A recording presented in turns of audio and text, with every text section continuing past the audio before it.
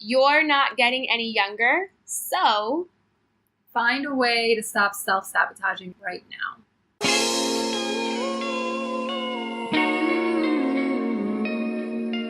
Hey you! Yes, you! Welcome to the You're Not Getting Any Younger podcast, a podcast for people who want to disrupt their lives for a good reason, to make it count. I'm your host, Jen Glantz, and every week I'll drop a new episode with stories from real people just like you, who woke up one morning and decided to make big changes, starting with small things. We'll cover topics like entrepreneurship, love, failure, and self-care. Hey, you're not getting any younger, so let's make this an adventure. Ready? I have been fired, I have been laid off, and I have quit enough times to realize that jobs, just like boyfriends or best friends, aren't always as loyal to you as you think they're going to be, which is to say, when you're not happy with your job, your career, or the company you're at, don't stay just because you think you have to or you owe them something. Or if you leave, it's going to look really, really bad on your resume. It won't. The thing is, my dear friends, is that life is really short for us to be spending our 9 to 5 doing something that fills our chest with anxiety and our mind with blah thoughts. So what do you do if you don't know what you want to do? And how do you figure out how to switch careers if you've been doing the same thing for years? That's what we're chatting about on this week's show. Belma McCaffrey is the founder of Work Bigger, an online education and mentorship program helping 20s and 30-somethings find their missions and love their work. She gives advice on how to make that leap so that the job you do is one that makes sense and doesn't drag you down. As always, here's a mighty thank you for listening to the You're Not Getting Any Younger podcast. If you like this show, please rate, review, and subscribe on iTunes so others can know what the heck this show is about. Also, come hang out with us in the You're Not Getting Any Younger secret Facebook group. I hope to see you there. So yesterday I was sitting at General Assembly, which is the school that I work for, I teach classes at, and I was overhearing a woman have a conversation with another woman about how she hates her career. She's been in the same career for many years, and she desperately wants to start a brand new career, but is so freaking scared because she's got so much debt, a terrible credit score, and all of these monsters weighing against her. And my instant thought was, I wish there was a company that could help people change careers and change their lifestyle. And then I thought, how perfect is this moment happening to me because I'm interviewing you. And you started a company called Work Bigger. So can you explain a little bit about what Work Bigger is? Sure. Work Bigger is a career development platform primarily for women. And our mission is to challenge the status quo and redefine work so that work is really a vehicle for flow and creativity and impact, and also just living an awesome life. What made you want to start Work Bigger? Yeah, a personal pain point. So I spent all of my 20s with a lot of ambition and drive, but feeling really frustrated because I was feeling really disconnected from my work. I have a media background, so I've worked at companies like the Associated Press and Condé Nast and Group M, often in business development and strategy roles. And I loved my teammates and the work that I was doing, but something just wasn't connecting for me on a deeper emotional level. And once I decided to go back to business school, I met a lot of new classmates and I saw that they were experiencing the same pain point. Everybody was there at business school looking at grad school as their do-over, right? So it's like, we don't know what we want to do with our lives, so let's spend thousands and thousands of dollars and, invest 2 years working and networking. And then maybe once we graduate, maybe then we'll know. And that's not really how it happened. So once I saw that so many people my age were going through the same experience, I sort of became obsessed with solving it. Don't you think that we're set up for disaster because we go to college at 18? I mean, when I was 18, I literally didn't know anything good about anything, and I chose to become a poetry major. And I stuck with that for 4 years. But don't you think we're almost set up for success because then we graduate at 21, 22 with this degree of what we thought we wanted to do, and we go into it. And then by 25, we're questioning the purpose of our life and what we've invested ourselves in. So what are we supposed to do at such a young age to figure all of this out? Yeah. I mean, I definitely think the problem stems from our education, right? We're not told to ask some of the big questions of what do I really want to do with my life? What are my values? What do I care about? What are the experiences that I want to have? And, who is the person that I want to become? We're kind of on autopilot, picking up things that our family and our friends are telling us. This is the right way to do this. This is the kind of job you should get. I mean, I grew up when I was a little kid thinking I was going to be a lawyer because that's what I heard one of my best friends say. So I was like, oh yeah, I'm going to go be a lawyer. And thank God I didn't go to law school because it's definitely not what I want to do. Yeah. But, we pick up these things and are never really challenged on our thinking until we hit a breaking point, often when we're at 25. You're right. I mean, one of the hardest times of my life was graduating at 22 with a blank resume and a degree in poetry and moving back in with my parents, thinking for the first time, hey, Jen, what are you supposed to do now? I think that question that you mentioned of, well, what do you want to do with your life? What kind of career do you want to have? I find a lot of people don't know. And even people who are 30, 35, 45 still will tell you, well, you know what? I just haven't figured it out. What steps can a person take to really have that conversation with themselves and figure out what they should be doing as a career or a profession? Yeah. I think when we're in that place of, I don't know what I want to do and I have to hurry up and figure it out, that's an insane amount of pressure that we put on ourselves. And I don't think the answer is just going to come that way. I feel like the answer reveals itself when we have certain experiences. And what I think is most important and one of the greatest learnings I've had just in my own career is finding the joy in what we do, even if that feels really small and irrelevant in the moment. But it could be something as small as I'm writing and this activity allows me to get in the zone. Yeah. I mean, that's how I started Work Bigger as a blog.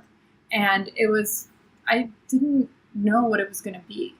But as I was writing, I remember feeling like I'm tapping into my creativity. I'm in the zone. Something is happening to me that I haven't accessed at any of my jobs before. So and that's not, we can't find that moment if we're putting so much pressure on ourselves. I think we just have to be open to it. Yeah. I like that you say that because I think it's important to tap into things you like to do. I mean, maybe it's that you like to write, but maybe it's also that you like to play sports. And maybe you're not going to go on to become a professional athlete at 45, but maybe there are skills involved with playing sports that can then translate into a career. 100%. Yeah. And it's connecting those dots for yourself, really tuning into how you're feeling. Right. And I think that that's something that we also don't do enough of because we're on autopilot. So whether it's we're feeling stress or we're feeling like a lot of excitement, we don't stop to pause and think about where is that coming from? What's happening there? Why do I feel good or why do I feel really bad? I always tell people that I am like that really negative influence, bad friend who will tell you quit your job, mess up your life, change careers. I've done it a bunch. I really believe life is so short. Work Bigger approaches it in more of a strategic way where it's not like mess up your life and then end up, jobless and tapping into your savings account. But when you deal with people who are stuck in those energy draining jobs, they're sitting in their cubicle every morning going to work feels a bit of a nightmare.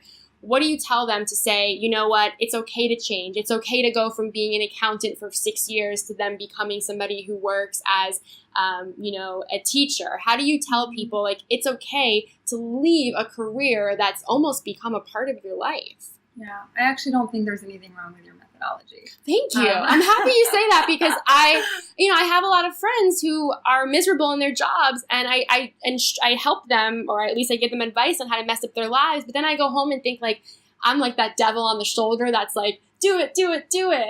And, but thank you. I appreciate that. Because I feel like in that method that you have, you're also telling them to follow their intuition. And I think that that's what people are so afraid to do. Right. So I mean, if you're asking me, well, what is the alternative? I think it also, like, you have to take a risk. Leaving my company, I was working at the Associated Press before running Work Bigger full time. I left in May, and that was one of the scariest decisions I've ever made because it forced me to look at really, why wasn't I making this decision sooner? Yeah. And that was scary, and that was stuff I didn't want to deal with. Yeah. Right? So it's like, yes, there's the rational stuff, the logical stuff that we need to figure out, like, how are you going to make your finances work? There's always a way, right? And if there isn't a way, then how can you build up to that? What's the plan you can put in place? I was avoiding putting that plan in place because I was so afraid to leave, to not have that steady paycheck. So I would say, it was January 2016. I say, I'm going to leave in September. September would come around. I had no plan in place. I'm going to leave next January. And it's like, when are you going to do it? Yeah, I am not one to be like, okay, September 1st, I'm going to do it. I am more of like the right now kind of person, which I think makes it a little bit, it's like ripping a Band-Aid off. You're going to rip it slowly off from now until September 1st. You're going to rip the damn thing off and go. Mm-hmm. I feel like I read somewhere that, was it at the Associated Press, you went from full-time to part-time. I did. So that's a good approach, right? Yes. So what did you do in that mindset you were in? You knew you wanted to create Work Bigger. You knew you wanted to make it the real deal job for yourself, but you also didn't want to lose your great job at the Associated Press. So what was your methodology behind going from full-time to eventually quitting? Yeah. So when I started Work Bigger, which was just a blog, I was working full-time at the AP, and I'm also a mom. So my son was 8 or 9 months old. He was a little baby, and I was exhausted. Yeah. And before starting Work Bigger, I'd been trying to get another company off the ground with a similar mission in the career space, and I burned out really badly. I had 2 partners. We ended up shutting that business down, and I just kind of was exhausted, but I didn't want to stop. So after I started blogging and I saw there was potential and I created the Work Bigger program, I knew that I was not going to make the same mistake again of burning out and really putting my health at risk in order to run this company. So I negotiated a part-time role at the AP. At that moment, right, at that point in time, that had been the hardest thing that I had to do, because I also had a lot of fears of what are they going to think of me? Are they going to even be supportive if I tell them that, I want to run my own business and that is my vision for my career? That's kind of scary. So I had to find creative ways to make my situation work, because I had a son and I have a son, and I wanted to make sure I could keep supporting my family. And that was game changing. Being able to come back to part-time allowed me to continue building Work Bigger on the side in a way that helped me manage that risk. So how did you have the courage to sit down your boss at the AP and say, hey, I need to go part-time? I mean, did you fear that they were going to say, that's funny, just leave right now? I mean, how did you muster up that courage, and how did you figure out exactly what to say to them? Yeah, I was terrified. So I also do negotiation training. So this is the funny thing, is that I teach women how to negotiate. Negotiation is a key part of our curriculum at Work Bigger. And when it came to this moment, I was terrified. But I did it. I put a plan in place. I said, okay, I'm going to ask for ABC. I first asked to work from home 2 to 3 days a week. And I got 1 day a week. And, when I got 1 day a week, I was like, okay, sweet. That's helpful. But then that's really not enough to help me move the needle on Work Bigger. And then I sat down and I said, you know what? I have to cut back to part-time. We're a really small team. So there's 3 of us. I knew I was producing good work. I have had a really good relationship with my boss. So all of that stuff is important. I didn't approach it from a place of entitlement. I really approached it as a conversation and an authentic discussion of, here's where I'm at. Here's how I feel. This is where I see my career. I would love for you to help be supportive in that by granting me this part-time role. And of course, I'm going to continue to add value in the same way. And when I'm here, I'm going to be here. So just having that authentic conversation and, feeling the fear, but then being like, he's human, I'm human, let's just have a conversation about it. And if it were to go the other way of, you're fired, like, this is ridiculous, then I would have found a way to make it work. Because, to be honest, like, I actually ended up resigning at one point because it was taking so long to get the part-time offer. And I couldn't wait anymore. So I approached my boss and I said, it looks like this isn't going to happen. Like, it just looks like there's other priorities. So I'm going to resign. I'll give you X notice. And then I got the part-time role. So that was also challenging, but I was ready to take the risk because building Work Bigger was so important to me. Did you do the resigning thing as a strategy to get them to do the part-time, or were you just over it at that point and in your head saying, I just have to go? I was hoping that they were, of course, going to come back and offer me. I didn't want to leave. Like, I had an amazing experience there. Yeah. The work I was doing was a perfect fit for me. It was business development. So I was getting to come up with new revenue streams for, a really old company. And that was exciting. It was a very entrepreneurial position. Yeah. And I needed time to build up Work Bigger. It was like super early days. Yeah. But, at the same time, I kind of like made peace with myself that if this isn't going to happen, then I have to like make that jump. I just didn't want to put myself in a position where I was waiting or putting my life on hold because other people have other priorities, no matter how well-intentioned that is. I love that. And I don't know, I feel like when you have these big milestones in life, when you're making a career switch or you're negotiating, you almost have to accept what could happen and be okay with it, right? Like if they said to you, at Belma, like, thank you so much, no, we can't do part-time, leave. You almost have to be in a place in your life where you're like, okay, I can make it work, or if you say to yourself, like, I'm going to quit my good paying job that I've been at this for 6 years to run with my startup and take a smaller part-time job. You have to be okay with the hustle. Like, you have to be okay with cutting back. And once you've accepted that, make the run for it. Mm-hmm. But if you're going to be the kind of person who just quits their job and then panics and says, how am I going to pay the bills? But you don't want to get off the couch and do anything. Yeah. I don't know if you're ready at that point. Yeah. I also think this is so hard to do, but I think you can't attach yourself to your ideal result too much, right? So even when I left the AP in May, I have full faith that what I'm creating with Work Bigger is amazing and is going to continue to be amazing, obviously. Yeah, of course. But, it could all come crashing down one day. Yes. Like, things happen. There's a lot of things out of my control and, anything is possible. Yeah. So that's something I try to remember. Like, that's my goal. I'd love to achieve this, but I also can't get too attached to it. For sure. And I find the biggest excuse I've made, I quit once and I was laid off once. And in the instance of quitting, I think the scariest part was, how am I going to pay the bills? I think that's one of the biggest reasons I'm sure you hear from people as to why they don't want to make a big life change is, I have debt, I have bills, I have a family, I have a responsibility. And of course, you said, there are ways to make it work. So what can people understand about how to make it work when they leave that full-time job to perhaps pursue their own business or perhaps to change careers and in the meantime, take part-time jobs? Like, what do people have to know or do about money? Can I turn the question on you for sure. So what did you do in that moment when you were like freaking out? So the second job I ever had in my life was working in a magazine in Florida, and I was miserable. I mean, it was like an abusive relationship with my boss. I once got in trouble for laughing. She said that there's no laughing allowed in this office. Oh, that sounds fun. Yeah. So like, it was like a bad situation, but I was also 23. I was living at home with my parents. I wanted to, do something big with my life. So I didn't quit cold turkey. I spent like a couple of days. I flew to New York. I went on all these job interviews and I got another job in that sense. So when I quit, I did have a job waiting for me in New York, but the fear was, well, I'm leaving like a comfort. I'm leaving Florida to move to a new city. And I switched careers. I was in journalism. I went to the dark side of PR, which is like any journalist's like, oh my God, how could you do that? And I did it for the money. It paid more. But, I definitely had those fears of I'm moving and I'm getting paid, not that much to be in New York. And that was scary. But what was scariest for me was getting laid off. When you get laid off, you're done. You don't have that income. Yeah. And I'm the kind of person that I panicked. I allowed myself to panic for a day.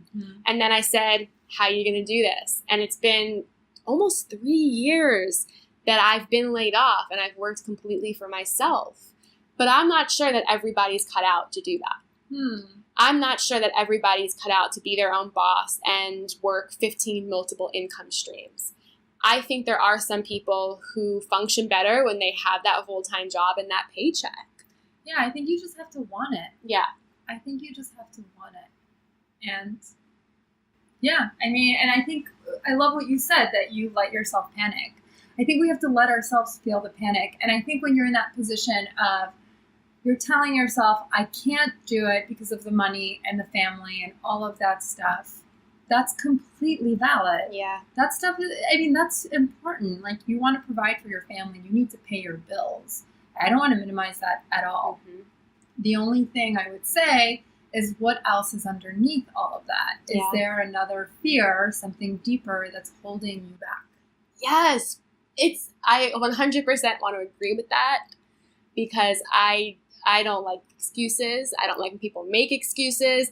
And I feel like sometimes money can be an excuse that people have a front with. You know, like, I can't quit because, like, how am I going to pay my bills?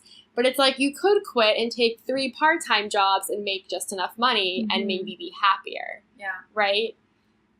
How do you deal with excuses? I mean, I'm sure people come to you with Work Bigger and they're into the program and they're just making excuse after excuse. I mean, do you see that a lot? Yeah, and we challenge them. I mean, that's part of the deal with, joining Work Bigger. You have to be open to being challenged. Can I share a personal story? Of course. Just why I feel so strongly that I do think that there's something deeper, always like under the hood, when people are making decisions or when there's excuses. When I left VP, or finally when I made the decision to do that, the realization I had was not because of the finances, although that has definitely been a huge consideration, because, I live in Hoboken, New Jersey, which is definitely not cheap. And, my husband and I have a kid and all of that. So, but really what I realized, the reason I wasn't doing it was because I didn't want to fail for my husband and my son. I had this massive fear of putting them at risk and then ultimately them rejecting me. So it was a serious fear of rejection from my family, who I love and who loves me. And it was only when I realized that was I able to sit down and have an honest conversation with my husband and say, hey, like, I think the time is here for me to leave. Can we talk about it? And that's how we were able to make it work. But I could have avoided that for much longer if I hadn't realized, I'm really afraid of, like, disappointing my family. So what made you self-aware about that? Because I truly believe that, of course, we lead with excuses and we have a lot of underlying fears, but I don't think we admit them so freely. So we're not aware of them most of the time. What got you aware of that? And then what gave you the courage to be honest about it and be mature about it? Yeah, like a lot of personal development work. Because Work Bigger is so important to me and the mission is so important to me, is that I've been willing to invest in myself and work through these subconscious roadblocks. They're often subconscious. We're living our day-to-day, like, just based on with these habits, and we're not aware of really how we're self-sabotaging. Yeah. So I signed up with a coach. I worked with her for a 30-day intensive. I've tried things like hypnotherapy and theta healing, and I share these in Work Bigger too, because I think it's real. There's a lot of modalities out there that help you get to the underlying issues that you have, and they're not shared, right? Like, we don't learn about them in school. We don't learn about them in the working world. Wellness, which is so important, isn't even really like a benefit that we get through our companies. Yeah. Right? So we're like wellness programs. Yeah. So doing a lot of that work just allowed me to build my self-awareness around what I was feeling. But it's also like a little taboo to talk about, because if you're raised in that kind of family that's like, you work, you retire, and you do the same job forever, or you're in the kind of, you're just the kind of person who doesn't want to let people down, who just always wants to be successful, it can be super taboo to even talk about that feeling, How do you open up to friends and family and say, I'm going to quit my career, I'm going to start a brand new career, or I'm going to start my own business, if that's so out of character for you and also the people in your environment? Like, how did you get the courage to sit your husband down and say to him, like, this is what I'm going through, but I also know I have to take the leap and do this? I think the biggest thing that's worked for me, or something that I try to lean on, is my intuition. I think oftentimes, like, when we're operating from a place of fear, that's really our ego driving us, versus our place of intuition, something deeper, something that grounds us. something that we're really connected to. And I think we can all benefit from connecting more to our intuition and connecting or detaching from that ego-driven voice that tells us like, oh, if you go and you take this risk, your family's going to reject you, right? And I've dealt with that. I come from an Albanian family, very traditional. My parents, like we left Albania because it was a poor communist country. So taking risks like this is not common in my family. Yeah. Another huge trigger for me, like not, so I think it's looking to cultivate your intuition and then separating yourself from that fear. I do this on the blog a lot, and I realized the other day this is actually why I'm able to write about a lot of personal things on the blog, a lot of personal struggles. And it's because I almost look at it as separate from me. Like that fear, that really stressed out, worried person is actually not me, right? And what's really me is that intuitive side.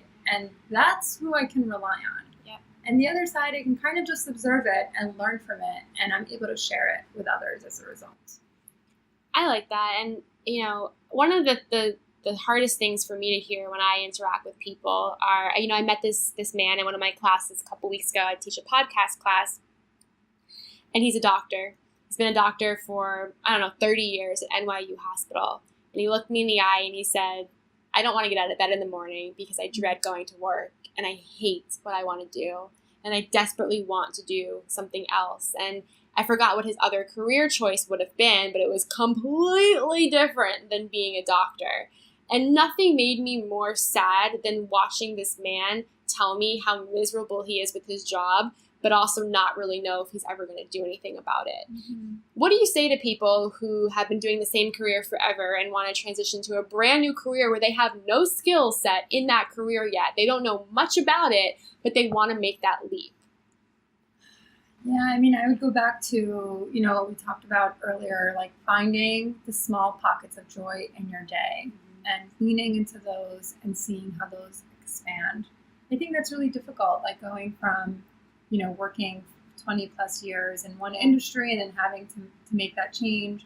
It's not just like logistically difficult. I think there's ways around that, right? Like you can craft your story and network and do all of that stuff. But I think what does it look like for you to feel joyful every day and experience more of that and see what doors that opens up for you? Again, because I feel like when you're in that I can't get out of bed mode, it's really hard to see the solutions. Like they just won't show up for you.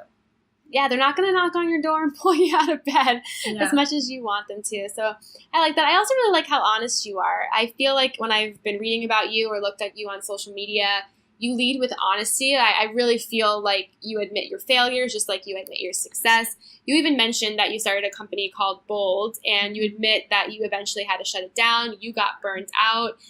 How are you feeling during that time? You built something from scratch. You worked on it for a while with some people. What was the feeling like starting your first company and then having to call it quits? Oh, it was a really difficult time. Yeah. I was so heartbroken when we had to shut it down. It was me and two of my good friends, Laura and April, and we started in business school. The three of us were super passionate about women's leadership, and we were really passionate about the career space because we'd all experienced the same pain point. So when we started it, the idea of starting a company, I was like on a high. Mm-hmm. I would have these like high highs. I was just so excited, and then low lows. Like really, I'm like, how am I going to make this work? This is so stressful. I was in school full time, We did that for about a year and a half. When we graduated, I took a full-time role at the AP, and I found out I was pregnant. And I didn't want to stop. I was like, no, I'm going to keep hosting events. I'm going to keep hosting events, and I'm going to put these events together, and I'm going to build a community, and this is going to be awesome. And it was, like I said, it was really exhausting. I did it through my maternity leave when I was, home with my son. And then when I came back from maternity leave at the AP, and then we just saw that it wasn't working. Like, I really wanted to be an entrepreneur, and, Laura and April had other goals and visions for their careers. And I was so stressed out. I wasn't always like the most sane co-founder. Yeah. And it started to feel like we were pushing through an immovable wall. So it felt in many ways like a relief, like, okay, we don't have to keep pushing at this anymore. Like the signs are there, we should call it quits. But we'd also built something like kind of exciting that had potential. So I was really heartbroken. For a moment, I was like, oh my God, my dream is over. It's the end of the world. So I remember, crying a lot and being really sad. But then afterwards, just kind of deciding to pick myself up and saying, I'm going to do this, but I'm going to do it from a place of help. This is crazy. I'm not going to burn out. What am I doing? And it's terrible for my family. When you started Work Bigger after, what were some of the different things you did to do something different than when you started Bold? Mm-hmm. What did I do differently? Well, I stopped pushing myself so hard. So my son was still really little and he wasn't sleeping well. Like he didn't sleep well for like the first 2 years of his life. But just giving myself a break, like blocking out chunks of time to write the blog, leveraging my walks to the train to think about ideas for the blog, like really taking advantage of the gaps in my day, but not being so mean to myself if I couldn't do it. And it took me a while. Like it was a lot of work. Like I started the blog January 2016, and I would say it took me a while to really like cultivate that like love for myself because I just wasn't there. I didn't even know what that was. I just put a lot of pressure on myself, and transitioning to new motherhood wasn't easy either. So that combined with like this goal I had with starting a company was a lot of pressure. So I had to like undo all of that. I can't even imagine that. I mean, I think being an entrepreneur is hard enough, let alone having a small child that you also have to take care of and give attention to. What were some of the first challenges you had starting Work Bigger and also raising your son? Yeah, the first challenge let's see. I'm not sure. I mean, there's been several. Yeah. There's been several. It's been making time for it, realizing that like not operating from a place of time scarcity. Like I don't have enough time for this. I don't have enough time for that. That was really tough. Like just being tired and trying to make time on the weekends to write the blog. And then finally realizing that, no, I'm not going to write if I'm tired. If I'm tired, I'm going to take a freaking nap.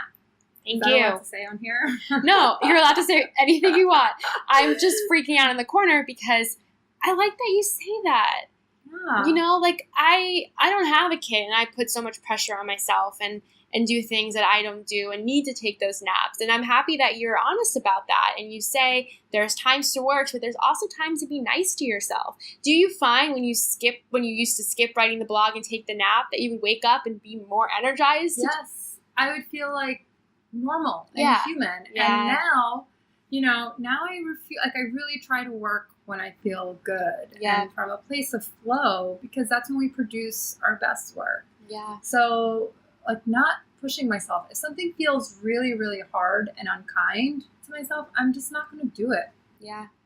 I love it. I really think that mothers in general, whether you're an entrepreneur or you have a full-time job or you're just a mother, which is a job in itself, deserve some kind of, superpower award because it seems like it's a lot. Talk to me about the name Work Bigger. How did you decide on that name? Yeah. I think I've always gravitated to self-actualization and doing work that helps society become more conscious. And as I was writing the copy for the blog, I wrote something about think bigger. Like we have to think bigger about our careers. We can't think small. Like if you want to change jobs, it's not about your resume. It's not about your cover letter. Like, can we stop talking about that? Like that's all I would hear from like college guidance counselors. Go network. Like give me a break. You got to think bigger than that. Amen. Yeah. So when I wrote Think Bigger, I said we have to work bigger because it's really about tapping into our internal drivers, working from a place of consciousness and leveraging work to become your best self, no matter what that looks like. It doesn't mean you have to have like a massive business. It doesn't mean that you need to be a senior executive. It's really whatever allows you to tap into your flow and allows you to produce something that gives you joy. That's what it's about. I love that. I really like the whole idea of of Work Bigger and what it is. Can you explain to our listeners, if they wanted to get involved in Work Bigger, exactly how it works? Yeah. So there's a few ways to get involved. First, our website, workbigger.co. You can go on there, and if you subscribe, we have an audio training too that's all about finding your mission and that emotional connection to your work, which I can't stop talking about. We also have the Work Bigger community on Facebook, which unfortunately is for women only right now, but men are invited and more than welcome to all of our events. We host a lot of events in New York. We're starting to host events in Chicago and Cincinnati. But if you subscribe, you have access to the newsletter and then the events. So we are on Facebook as well for women who are looking to have a safe space and talk about struggles in the workplace. You can find us at groups Work Bigger. And I would say that's the best way. And we're also on Instagram, Work Bigger. Very cool. Yeah. I want to end with a quick lightning round. So I'm going to fire off some questions and feel free to answer with whatever comes to mind. Okay, awesome. The first question is, when you were younger, what was your dream job? I wanted to be a singer, a dancer, an actress, a writer, and a boss. Oh my goodness. You literally had every single cool career in the world. What's your dream job now? Running Work Bigger full-time is my dream job. I feel so lucky I get to do that. What's the best piece of advice anyone's ever given you? One of my bosses said, turn every negative into a positive. And I was blown away by that. I was 23 years old and really stressed out. And I was like, oh my God, what an amazing outlook on life. Yeah, no, that could be extremely hard to do, but always very beneficial when you do it. Yeah. What's a piece of advice you wish you followed yourself? Be patient. Impatience is a huge issue for me. So I wish I would have followed that advice. What piece of advice would you give yourself when you first graduated college? Yeah, be patient and also go to therapy. Because I was really stressed out in my 20s and I definitely needed therapy. Yeah, which is another thing that no one talks about, but everyone should be in, and it should be free with your healthcare. Yeah. But aside from that, what's a moment of failure that you had and how did you get through it? Yeah, shutting down Bold was definitely a big failure. And I got through it by letting myself cry. You said that earlier, right? Letting yourself freak out. And then taking one step at a time towards what I really wanted to build. Fill in the blank. You're not getting any younger, so find a way to stop self-sabotaging yourself right now. I love that. That is such a great answer. Belma, thank you so much for coming on the show today. Please tell our listeners where they can find out more about you and, of course, Work Bigger. Thank you so much, Jen. You can find more about me and Work Bigger at workbigger.co. You can email us info@workbigger.co if you want more information. And then, check us out on Facebook. Amazing. Thank you so much. Thank you, Jen. Hey, you. Thank you for listening to the You're Not Getting Any Younger podcast. There are hundreds of thousands of pods out there, so thank you for listening to this one. You can find the show notes for this week's episode up on our website, anyyounger.com. Subscribe, rate, and review the You're Not Getting Any Younger podcast on iTunes so that other ears around the world can listen too. Oh, and join our secret You're Not Getting Any Younger Facebook group, where over 1,000 people are talking about how to disrupt their lives, for good reason, to make it count. Until next week, all my love, Jen Glantz.